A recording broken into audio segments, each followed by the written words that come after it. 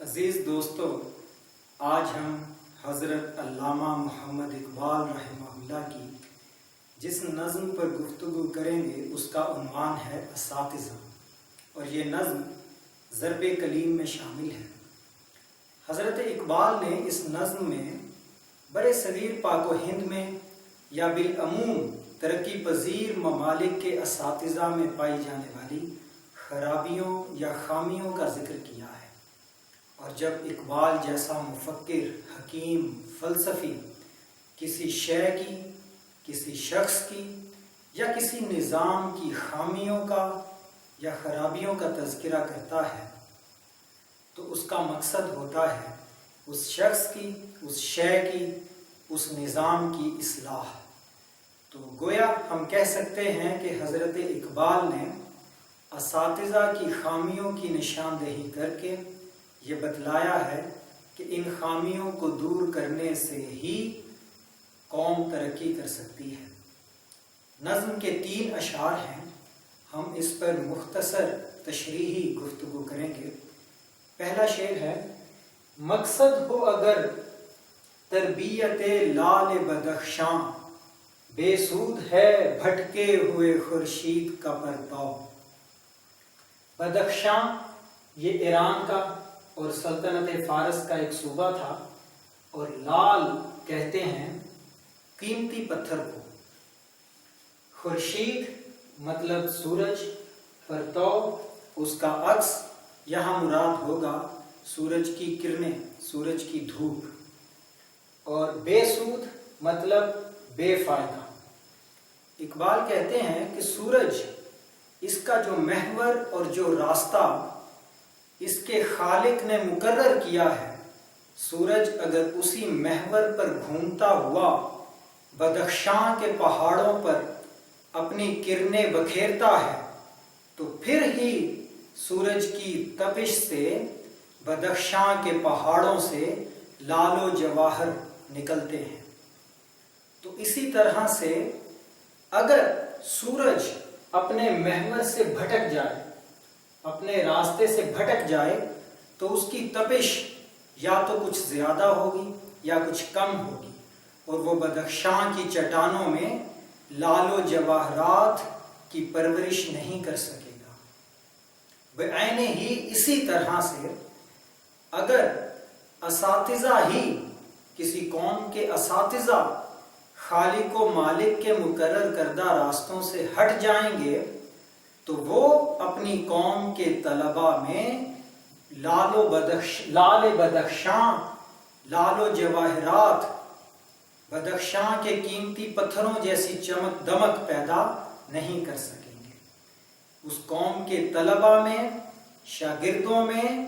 وہ خصوصیات ہرگز پیدا نہیں ہوں گی جو کسی ترقی یافتہ قوم کے طلباء میں ہوتی ہیں، کیونکہ اس قوم کے اساتذہ ہی سیدھے راستے سے بھٹک چکے ہوں گے۔ پھر کہتے ہیں: دنیا ہے روایات کے پھندوں میں گرفتار، کیا مدرسہ والوں کی تگ و دو۔ اقبال کہتے ہیں کہ ساری دنیا کے لوگ روایات کے پھندوں میں گرفتار ہیں۔ جو ایک روایت چل نکلتی ہے اور جو ایک رواج چل پڑتا ہے، ساری دنیا کے لوگ اس کے پیچھے ہو لیتے ہیں، اور کوئی بھی روایات کو توڑ کر اپنے فائدے کی خاطر کوئی اصلاح پر مبنی قدم نہیں اٹھاتا ہے۔ تو اس لیے جب ساری دنیا ہی روایات، رسوم و رواج کے پھندوں میں گرفتار ہو چکی ہے، تو پھر یہ مدرسہ کی گنتی کے چند اساتذہ، گنتی کے چند لوگ جن کی تعداد آٹے میں نمک کے برابر بھی نہ ہو، اور جن کی مقدار ارد پر سفیدی کے برابر بھی نہ ہو، جن کو ہم انگلیوں پر گن سکتے ہوں، ان کی تگ و دو، ان کی کوشش، ان کی جد و جہد کیا رنگ لائے گی؟ اس سے کوئی تبدیلی نہیں آ سکتی۔ کر سکتے تھے جو اپنے زمانے کی امامت، وہ کہنا دماغ اپنے زمانے کے ہیں پیرو۔ کہنا مطلب پرانا، اور کہنا دماغ یعنی تجربہ کار شخص کی ذہنیت، اس کا تجربہ، اس کا دماغ، اس کی سوچ، اس کی فہم، اس کی سمجھ اور اس کی عقل اور اس کی دانش اور اس کی حکمت۔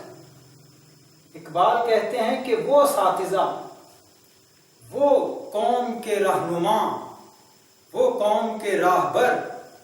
جو اپنے زمانے کی امامت کر سکتے تھے، پیشوائی کر سکتے تھے، رہنمائی کر سکتے تھے، راہبری کر سکتے تھے، وہ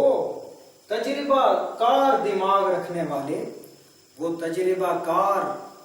جہاں دیدہ حکمت و دانش کے مالک لوگ،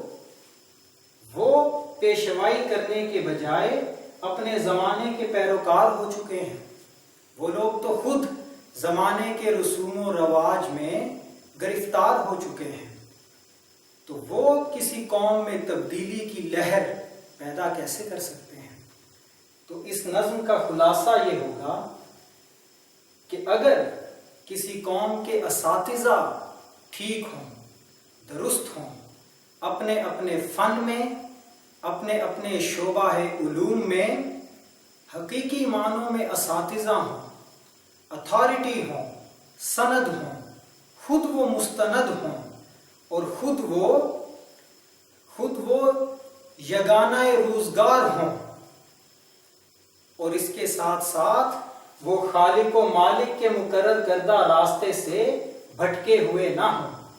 جیسا کہ پہلے شعر میں ذکر ہوا کہ وہ خود اسلام پر عمل پیرا ہوں،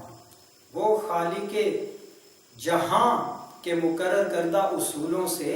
انحراف کرنے والے نہ ہوں، تو ہی وہ ایک اعلیٰ دماغ کے حامل، اعلیٰ کردار کے حامل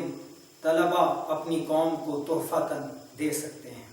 جبکہ ہم دیکھتے ہیں کہ جو خامیاں اور جو خرابیاں اقبال نے اس زمانے میں ذکر کی تھیں، بعین ہی وہی خرابیاں آج کل کے اساتذہ میں بھی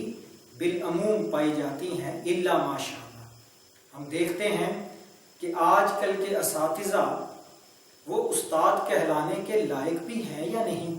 پہلا سوال تو یہ پیدا ہوتا ہے۔ پھر اس کے بعد ہم دیکھتے ہیں کہ وہ خالق و مالک کے مقرر کردہ اصولوں پر کس حد تک عمل پیرا